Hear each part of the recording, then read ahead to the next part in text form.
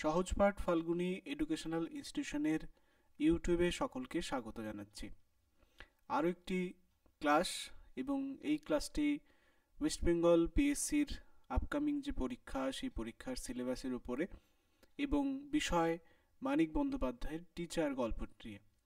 যদিও আমরা এখানে গল্পটির ব্যাখ্যা বিশ্লেষণের মধ্যে যাব না, সেটা আমাদের বিষয়ও নয়। এখানে আমরা মূলত এখানে আলোচনা করব গল্পের তথ্যসূত্র এবং তথ্যসূত্রের মধ্য দিয়ে সামগ্রিক গল্পের বিষয়টি। ঠিক আছে, তাহলে আমরা শুরু করছি আজকের ক্লাসটি। যারা রয়েছে সকলকে স্বাগত। মানিক বন্দ্যোপাধ্যায় সম্পর্কে ছোট্ট কিছু তথ্য এখানে প্রথমে রেখেছি।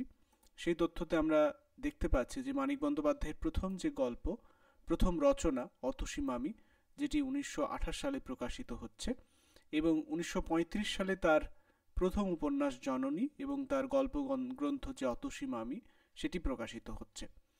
তার জীবিতকালের শেষ সংকলন গ্রন্থ স্বনির্বাচিত গল্প এবং উপন্যাস মাসুল 1956 সালে।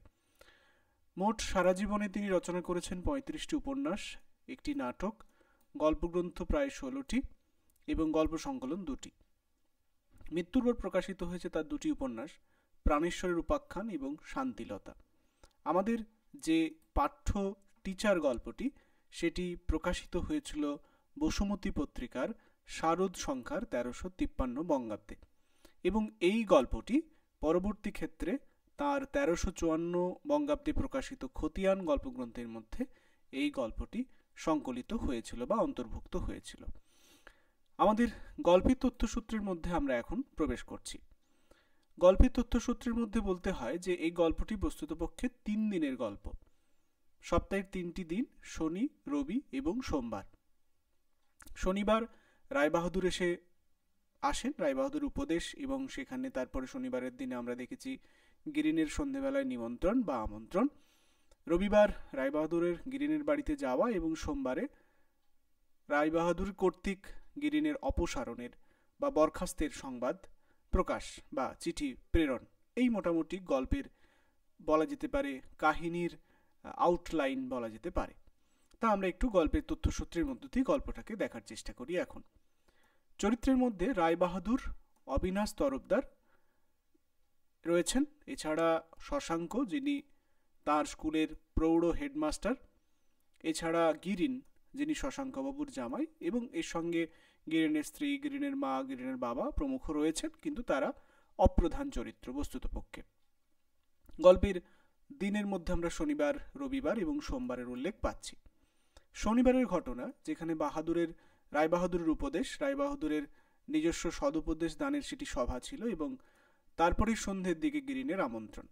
কিন্তু সেই উপদেশের সভায় রাজমাতা হাই স্কুলের সেক্রেটারি রায়বাহাদুর, অবিনাশ তরফদার, তিনি আসলে শিক্ষকদের এই যে সারা দেশ জুড়ে যে ধর্মঘট, তাদের বেতন কম বলে, তাদের বেতন বাকি থাকে বলে ইত্যাদি নানান রকম যে অসুবিধা নিয়ে তারা যে চাকরি করছে, সেই বিষয়টি নিয়ে তার আপত্তির কথা বা তার আপত্তিটি তিনি সেই সভাতে বিশেষ করে বলতে চান বা বলেন। এখানে আমরা জানতে পারি যে রায়বাহাদুর বয়সে বুড়ো, সেক্ষেত্রে তার ঘুমও কম হয়। এখানে গল্পকার লিখছেন টিচাররা ধর্মঘট, মানে এটা রায়বাহাদুরের বক্তব্যে, টিচাররা ধর্মঘট করবে বেতন কম বলে, বেতন বাকি থাকে বলে, এটা সেটা হরেক রকম অসুবিধা আছে বলে চাকরি করতে বাপের জন্মে রায়বাহাদুর এমন কথা শোনেননি। টিচারদের ধর্মঘট বাংলাদেশ জুড়ে সব স্কুলে হচ্ছে, তারা জোট বেঁধেছে, তারা খেতে পায় না লেখা ব্যাচ পড়ছে। রায়বাহাদুর কাছে টিচারদের এ ধরনের কাজ, এই যে তাদের নিজেদের দাবি দাওয়া নিয়ে যে কাজ, সেটি হীনতা, স্বার্থপরতা এবং স্বেচ্ছাচারিতার নামান্তরণ বলে তার মনে হচ্ছে এবং তিনি এই শিক্ষকদের এই কাজটিকে সমালোচনা করে, শিক্ষকদের এই কাজটিকে তিনি তার দৃষ্টিতে বলা যেতে পারে সেটিকে ছোট বলে স্বীকৃত করছেন এবং তিনি মনে করছেন টিচাররা খেতে না পেয়েও তারা তাদের কর্ম থেকে বিরত হবে না। এখানে গল্পটার অনেক তর্ক, অনেক আলোচনা করা যেতে পারে, সাম্প্রতিক সময়ের সঙ্গে তুলনা করা যেতে পারে, কিন্তু এই জায়গাগুলোতে আমি চাচ্ছি না। আমি একেবারে তথ্যসূত্রের মধ্যেই থাকছি, কারণ এটা আমাদের পরীক্ষা প্রস্তুতির ক্ষেত্রে রয়েছে। রায়বাহাদুরের মতে শিক্ষকদের গৌরব বুনো রামনাথ, যে সারা জীবন ধরে শিক্ষকতা করেছে, কোনো কিছু দাবি দেওয়া করেনি। এখানে আমরা জানতে পারি স্কুলের ছেলেরা কলকাতার স্টুডেন্টদের উপর গুলি চালানোর প্রতিবাদে মিটিং করেছিল, প্রোটেস্টিং মিটিং, যেটা হেডমাস্টার মশাই বলছেন। এবং এখানেই শশাঙ্কবাবুর সঙ্গে তার কথা হয় এবং আমরা জানতে পারি শশাঙ্কবাবু হচ্ছেন গিরিন তার জামাই সেক্ষেত্রে। এবং গিরিনের সংবাদ জানতে চান, খানিক ভয় মনে করে গিরিন মনে করেছে, মানে রায়বাহাদুর মনে করছেন যে শশাঙ্ক হয়তো ভয়ে তার জামাইকে পাঠিয়েছে। কিন্তু শনিবার সন্ধ্যায় গিরিন নিমন্ত্রণে করতে যায় তার বাড়িতে, এবং গিরিন পরদিন তার ছোট ছেলের অন্নপ্রাশনে নিমন্ত্রণ জানাতে গিয়েছিল।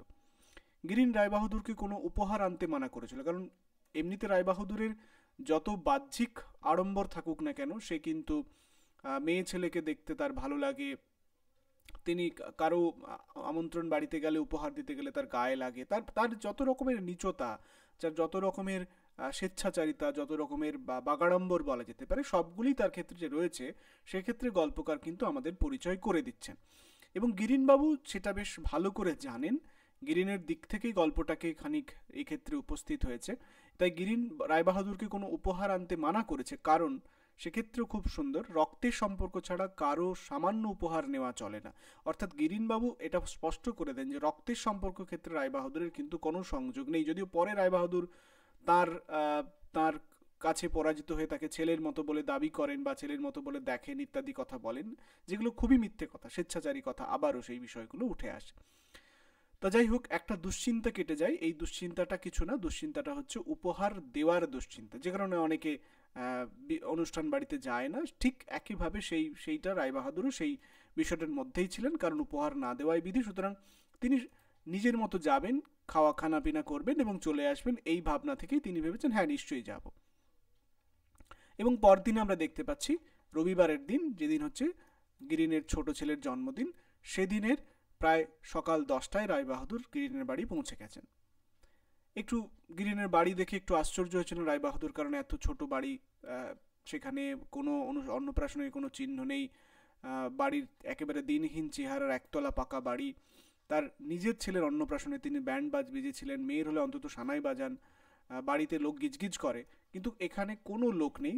এবং তারপরেও গিরিন এসে তাকে যখন অভ্যর্থনা করে, আমন্ত্রণ করে, যখন তাকে রিসিভ করে, সেক্ষেত্রে গিরিন বলছেন যথাসাধ্য আয়োজন করেছি, দোষ ত্রুটি ক্ষমা করবেন। প্রকৃতপক্ষে কোনো আয়োজনই গিরিনের ক্ষেত্রে নেই, তাকে বরং তার জীবন সত্যটা তার কাছে প্রতিফলিত করা তার একটা উদ্দেশ্য সেক্ষেত্রে রয়েছে। সেখানে তাকে নিয়ে যায় তার ঘরের ভেতরে। আমরা দেখতে পাই বৈঠকখানার ভাঙা তক্তপোষে, বিছানা ছেঁড়া, ময়লা শতরঞ্জির এক প্রান্তে কুণ্ডলি পাকানো ঘেয় কুকুরের মতো দলা পাকিয়ে বসে আছে খালি গায়ে জুবুথুবে একটা মানুষ। সেটা কেউ না, সেটা হচ্ছে গিরিনের বাবা। মেঝেতে লোম ওঠা বেড়াল, তক্তপোষ ছাড়া বসবার আসন আছে আরেকটি, কেরোসিন কাঠের একটা টেবিলের সামনে কালি মাখা একটা কাঠের চেয়ার, সেখানে সেটি রয়েছে। দিনে যেটা বৈঠকখানা, রাতে সেটাই শোবার ঘরে পরিণত। তার প্রমাণ হচ্ছে যে গোটানো রয়েছে কাঁথা মশারির বান্ডিল, সেটা যে তক্তার তলায় বা চৌকির তলায় রেখা যেতে পারে সেরকম কোনো ব্যবস্থা সেখানে কোনো লুকোনো চুকোনো নেই। এখানে গিরিন বলে ইনি আমার বাবা, 2 বছর ভুগছেন, আর বছর ডাক্তার বলেছিল যে কলকাতা নিয়ে গিয়ে ট্রিটমেন্ট করাতে, পেরিয়ে উঠিনি, 700-800 টাকার ব্যাপার, অর্থাৎ টাকা নেই। রায়বাহাদুর শোবার ঘরে গিয়ে বসেন। সেই সময় গিরিনের বউ রান্নাঘরে রান্না করছিল। গিরিনের বৈঠকখানা বাদ দিলে ভেতরের ঘরে মোটে 2খানা, রান্নাঘরের চালাটি ছাড়া। ছোট ছেলে যার জন্মদিন, তার জ্বর এসেছে বলে জানায়। সেখানে গিরিন বলে আপনি তো ভালো হোমিওপ্যাথি জানেন। গিরিন জানায় যে রায়বাহাদুর হোমিওপ্যাথির চিকিৎসা, শখের চিকিৎসা করেন। কিন্তু যখন শিশুটিকে নিয়ে আসে, সেই শিশুটি প্রকৃতপক্ষে একটি ছোট্ট কঙ্কাল শিশুর মতো। রায়বাহাদুর তখন তার মনে হয় যে তার বাড়ির ঝি পর্যন্ত, মানে তার বাড়ির ঝি ফুলি, তার বাড়ির সবাই খুব স্বাস্থ্যবান, স্বাস্থ্যবতী। গিন্নির কথা ধর্তব্যই নয়, তিনি প্রায় গোলাকার। রায়বাহাদুর গিন্নির প্রসঙ্গে গল্পকাল লিখছেন। রায়বাহাদুরের মেজো মেয়ে আর মেজো ছেলের বউ রোগা ছিপছিপে, যদিও বড় ছেলের বউটা ছিপছিপে ছিল বিয়ের সময়, আজকাল সে মোটচ্ছে। অর্থাৎ তার রায়বাহাদুরের বড়, মেজো, ছোট 3টে সন্তানের সম্ভাবনার কথা এখানে দেখা যাচ্ছে, কিন্তু রায়বাহাদুরের ডিটেল এখানে খুব একটা নেই গল্পে। ছোট গল্প।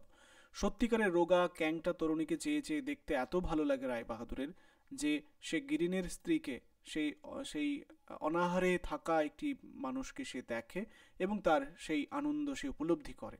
প্রকৃতপক্ষে আমি বললাম যে গল্পকারের রায়বাহাদুরের নিচতা, রায়বাহাদুরের যে স্বেচ্ছাচারিতা, সেটি এখানে সব থেকে বেশি করে উঠে আসে, সেটি আমরা দেখতে পাই।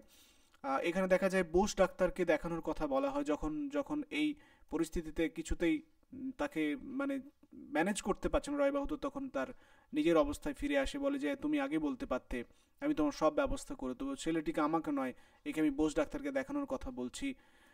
এখানে আয়োজনের কথার ক্ষেত্রে গিরিন বলে যে বইয়ের দুগাছা চুড়ি বিক্রি করে খাওয়ানোর গল্প কথা আছে, ওটা নাকি শেষ সম্বল। ও মাস থেকে 10 টাকা মাইনে বাড়িয়ে দেবো রায়বাহাদুর বলেছে, মাইনেটাও বরং পাইয়ে দেবো তোমাকে সোমবার, রায়বাহাদুর এইসব কথা বলেছে। কান্না নিস্তেজ হয়ে আসা যেন সেই বাচ্চাটা যার জন্মদিনে এসছে সেটা ঘোষণার জন্য, বাচ্চাটা যে চিরতরে থামিয়ে দেবে, সে মরবে, মরে দায়ী করে রেখে যাবে এই রায়বাহাদুরকে, সেটি যেন এই এই গল্পের মধ্যে সব থেকে বেশি করে উঠে আসে। যে দারিদ্রতা নিয়ে মানুষের কটূক্তি রয়েছিল, যে দারিদ্রতা নিয়ে মানুষের বলা যেতে পারে আদর্শের কাছে সেটাকে অচ্ছুত বলে মনে হয়েছিল, সেই দারিদ্রতাকে একদম কাছ থেকে অনুভব করার বা দেখিয়ে দেওয়ার দায়িত্ব নিয়েছিল কিন্তু গিরিন। এখানে একটা আরও বিষয় রয়েছে, প্রৌঢ়া এক স্ত্রীলোক, একটি কুমারী মেয়ে, স্ত্রীলোক নিশ্চয়ই তার মা, কুমারী মেয়ে হয়তো তার বোন যার বিয়ে দেওয়া হয়নি, সে এসে বলে যে ডাল ধুতে গিয়ে সে লুকিয়ে কাঁচা ডাল চিবিয়ে খাচ্ছে, খেতে পায় না এমন অবস্থা। আবার সেই ডাল খাওয়া মেয়েটি সে একটি রেকাবিতে করে 2টি সন্দেশ, একটা কলা, কয়েক টুকরো আপেল এবং শশা নিয়ে আসে। প্রকৃতপক্ষে বাঙালি গেরস্থ ঘরের হিসেবে বিয়ের বয়স তার পেরিয়ে গেছে অনেক দিন, কিন্তু এই অবস্থায় প্রায় দিকবিদিক শূন্য হয়ে যান, মানে গিরিনের ট্র্যাপে পড়ে। গিরিন যেভাবে এই মানুষটিকে সঙ্গে একটা পরিস্থিতির পরিচয় করান যে রায়বাহাদুরের কিছু উপায় ছিল না, সে প্রায় মানে ভয় পেয়েছে যে কি তাকে ফেস করতে হবে এই অবস্থা। সুতরাং গিরিনকে পরের দিনেই নোটিশ পাঠানো হয়, সে বরখাস্ত নোটিশ হয়। ক্ষমতা থাকলে নিশ্চয়ই তাকে ফাঁসির হুকুম দিতেন রায়বাহাদুর, কিন্তু এখানে গিরিনের সব থেকে যে বড় সাকসেস, যেটা গল্পকারও বলছেন, যে শিক্ষকদের দারিদ্র্যের মাহাত্ম্য কীর্তন করে শোনাতে গিয়ে এবার থেকে রায়বাহাদুর একটু আটকে যাবেন। উচ্ছ্বাসটা হবে মন্দা, দয়া মায়া সহানুভূতিতে নয়, ভয়। কারণ দারিদ্রতার যে ভয় দেখেছেন, শিক্ষকের যে জীবনযাপনের যে যন্ত্রণা দেখেছেন, গিরিন তাকে দেখিয়েছে, সেটা প্রকৃতপক্ষে এই গল্পের একটা অসাধারণ উপলব্ধি, অন্তত আমারও মনে হয়েছে। যদিও এই গল্পের ব্যাখ্যা বিশ্লেষণ সেই নিয়ে আমি এখানে কথা বলছি না, পরীক্ষার উপযোগী সমস্ত তথ্যসূত্র এখানে সুন্দর করে সাজানো রয়েছে, এবং এই নোটসগুলো আমরা আমাদের পেইড ব্যাচের জন্য রেখেছি। পেইড ব্যাচের যুক্ত হওয়ার ক্ষেত্রে তোমাদের কোনো অসুবিধা নেই, আমাদের জাস্ট অ্যাপ ডাউনলোড করে তোমরা পেইড ব্যাচে যুক্ত হতে পারবে। সেই জন্য আমরা সকলকেই বলবো যে এইগুলো তোমাদের নিজেদের কাছে তোমরা রিসিভ করতে পারো, তোমাদের সেই সুযোগ রয়েছে। এইগুলোর অ্যাপের ডেসক্রিপশন আমি নিচে, অ্যাপের লিঙ্ক আমি ডিসক্রিপশনে দিয়ে রেখেছি। কোর্স সংক্রান্ত কোনো জিজ্ঞাসা থাকলে আমাদের যে নাম্বার রয়েছে সেখানে যোগাযোগ করতে পারো। এরকম অনেক ভিডিওই তোমাদের জন্য থাকবে, সকলের জন্যই থাকবে। তোমাদের কেমন লাগছে এই সমস্ত পর্ব অবশ্যই জানাবে। কিন্তু আবারও বলবো যে আমাদের পেইড ব্যাচের ক্লাস শুরু হয়েছে, তোমরা তাতে যুক্ত হতে পারো, নিজেদেরকে যুক্ত করতে পারো। এখন অফার চলছে, সেই অফারও নিজেরা ব্যবহার করতে পারো সেটি। সকলের জন্য অনেক শুভেচ্ছা রইল, সবাই ভালো করে পড়তে থাকো, দেখা হবে পরের ক্লাসে। সকলকে ধন্যবাদ।